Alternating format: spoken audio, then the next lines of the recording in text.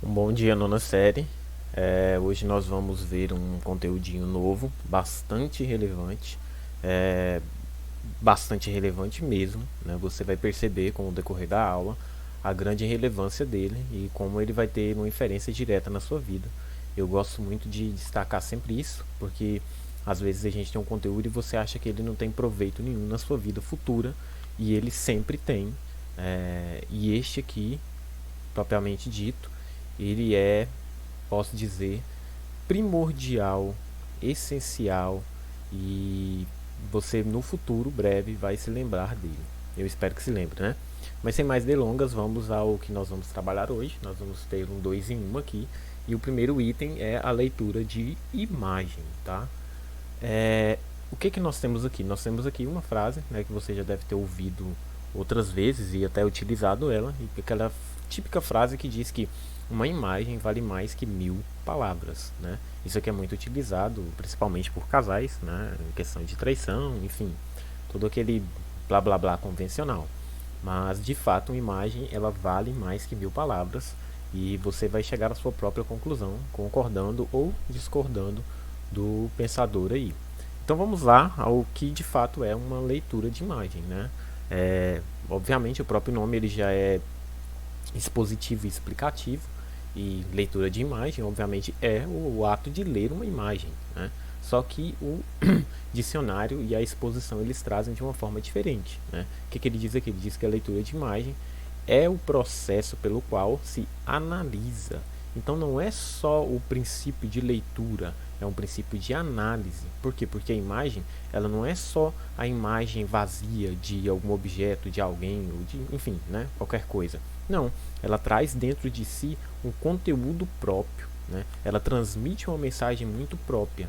E é aí que vem a nossa segunda perspectiva e a mais importante de hoje, né? A questão da interpretação, tá? Por que a interpretação é tão importante e por que ela casa com a questão de leitura de imagem? Porque, olha só, o que eu acabei de dizer, que a leitura de imagem ela é o processo pelo qual se analisa o conteúdo de uma imagem, obviamente. Ou seja, é a interpretação da visualidade, sendo assim um ótimo meio para entendermos melhor o mundo ao nosso redor. Obviamente, por quê? Porque, né, visão, você tá ali, né, e analisa tudo que está ao seu redor.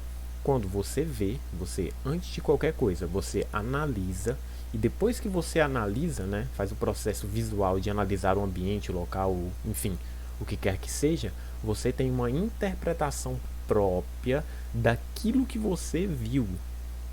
Então, a sua interpretação ela é diferente da interpretação do outro indivíduo. Cada indivíduo tem uma interpretação de mundo seu próprio. Então, por isso que a interpretação é tão importante e ela casa com essa questão da leitura de imagem.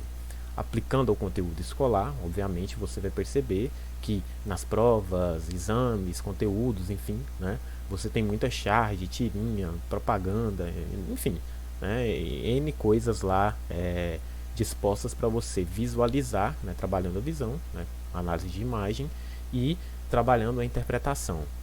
Eis aí um grande problema da interpretação, porque cada um tem uma interpretação, né, de mundo, mas no que tange a imagem e a uma questão propriamente, né, dita ali de prova, a interpretação ela tem um norte, ela tem um sentido lógico que você vai aprender agora a identificar, ok? É, então vamos lá, compreensão e interpretação de texto. Já lhe adianto que a prova que num futuro breve você fará, a prova do Enem, ela é, eu não sei a porcentagem certa, mas eu sempre gosto de chutar ali, que 70% do Enem é pura interpretação de texto. Em todas as disciplinas você precisa interpretar, né, para compreender e aí sim resolver, né? Mas é sempre o que está exposto aqui. Eu sei o que você está falando, mas não estou entendendo nada, né?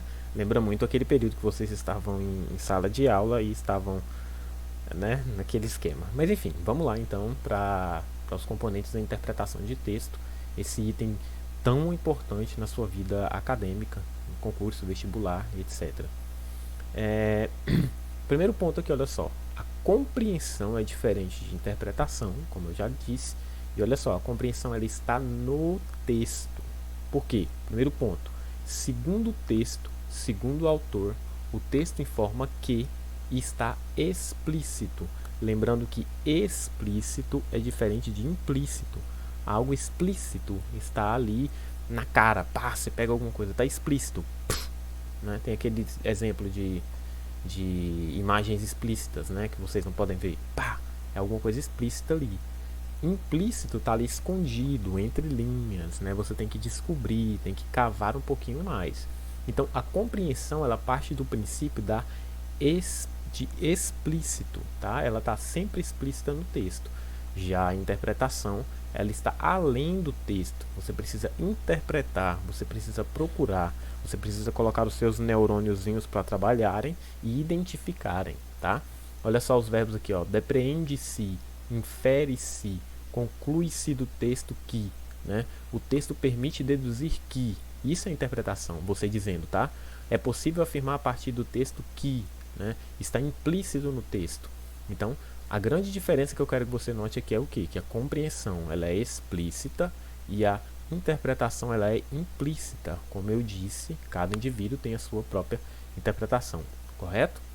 Prosseguindo, há dois itens aqui que eu quero que você, né, eu sei que alguns anotam, não precisa nem de eu pedir, mas que você memorize e anote, né? Você já deve ter visto esses dois itens, mas uma vez mais eles estão aqui. O que é? A conotação e a denotação. São dois itens indispensáveis na compreensão textual, ok? O conotativo e o denotativo. O que é o conotativo? O conotativo é o sentido figurado, né? Quando você fala alguma coisa, né, metaforicamente, né? Ela não tem sentido real, né? Traduzindo, um sentido ali mentirosinho, né? Entre aspas, tá? Diferente do conotativo, o denotativo é o sentido real, é aquilo que você tem ali que é verdadeiro, por exemplo, palavras de dicionário que se autoexplicam, né? O texto científico que é bem explicitivo, que é bem, né, real. Diferente do texto literário, que você pode ter narração, histórias de aventura, etc. e tudo mais, e às vezes nem são reais, ok? Então quero que você se lembre, conotação, sentido figurado. Desculpa, denotação, sentido real, ok? Denotativo, real, conotativo, figurado. Lembra disso, se possível, anote. Nós temos aqui então agora alguns passos, não são tantos assim, porque são pequenos, tá? Passos para você interpretar um texto de forma bem sucedida, e eles são realmente muito importantes e realmente legais. O primeiro passo aqui, olha só, é ler o texto todo. Eu sei que às vezes, e principalmente quando você for fazer Enem, eu queria que você tivesse a oportunidade de ver uma prova. Aliás, eu tenho provas, caso você queira, me peça no privado que eu te envio, tá? Você vai perceber que são textos excessivos, estão ali justamente para te cansar e para te confundir. Então é muito importante ler o texto todo, procurando ter uma visão geral do assunto. Eu sempre gosto de falar que nós devemos ler o texto, acho que até em sala de aula vocês se lembram, né? Ler o texto pelo menos 3 vezes. Segundo ponto aqui, se encontrar palavras desconhecidas, não interrompa a sua leitura, vá até o fim ininterruptamente, tá? Circula a palavrinha ali, para depois você voltar e tentar lembrar o significado dela ou pesquisar, mas continue sua leitura, né, para que seu cérebro ali assimile o texto. Terceiro ponto, ler bem, ler profundamente, né? Quantas vezes eu disse, ó, 1, 2, 3, ler bem e ler profundamente. Eu te garanto que com uma leitura apenas você não consegue entender tudo que você precisa do texto. Com 2 você vai entender 60%. Com 3 você vai entender 100% do texto. Quarto ponto. Ler com perspicácia, sutileza e malícia nas entrelinhas. O que eu quero dizer com malícia nas entrelinhas? É com sagacidade, tá? É tentando identificar o que o autor colocou nas entrelinhas que você tem que compreender. Quinto ponto. Voltar ao texto tantas vezes quanto for necessário, tá? Principalmente no Enem, no vestibular, você vai ter que voltar várias e várias vezes. Não tenha vergonha, não tenha preguiça, por mais cansado que esteja, de voltar e fazer a releitura do trecho, do fragmento, enfim, daquilo que você precise. Sexto ponto, não permitir que prevaleçam suas ideias sobre as do autor. O que o autor escreveu é mais importante do que o que você imagina que ele quis dizer, tá? Então não fuja da ideia do texto. O sétimo ponto, partir o texto em pedaços, parágrafos, parte para melhor compreensão. Depois que você efetuou a leitura 3 vezes, né, é legal você ali sublinhar, cortar o texto, cortar que eu falo é com, tá, passar a caneta ou lápis, enfim, as partes ali para você compreender melhor. Oitavo ponto, centralizar cada questão ao pedaço, parágrafo, parte do texto correspondente. Né? Quando você for resolver questões relacionadas ao texto, sempre faça a análise de cada questão, colocando ela de acordo com o trecho específico do texto. Nono ponto, verificar com atenção e cuidado o enunciado de cada questão. Tá? Eu sei que você tem preguiça de ler enunciado, e nesses tempos aqui de aulas online, principalmente, a gente nota que você não lê bem e principalmente né, tem a preguicinha. Né? Eu entendo, é perfeitamente normal. Como eu disse para você, eu ainda estudo e também tenho a mesma preguiça que você tem. A diferença é que eu luto contra ela, tá? Façam mesmo. Décimo ponto, cuidado com os vocabulários, tá? Os que são diferentes, os que destoam, tá? A forma correta, incorreta, falsa, enfim. Né? O vocabulário ali, ele sempre vai ser você vai encontrar palavras que não conhece, você vai interpretar achando que a sua verdade é a correta. Lembra, apegue-se ao texto. Se existe palavra que você não conhece, pesquise. 11º, quando duas alternativas lhe parecem corretas, procure a mais exata ou a mais completa. Eu falo isso com relação à questão, tá? Nas atividades de hoje mesmo eu coloquei 2 questões do Enem, tá? Questões de interpretação de texto.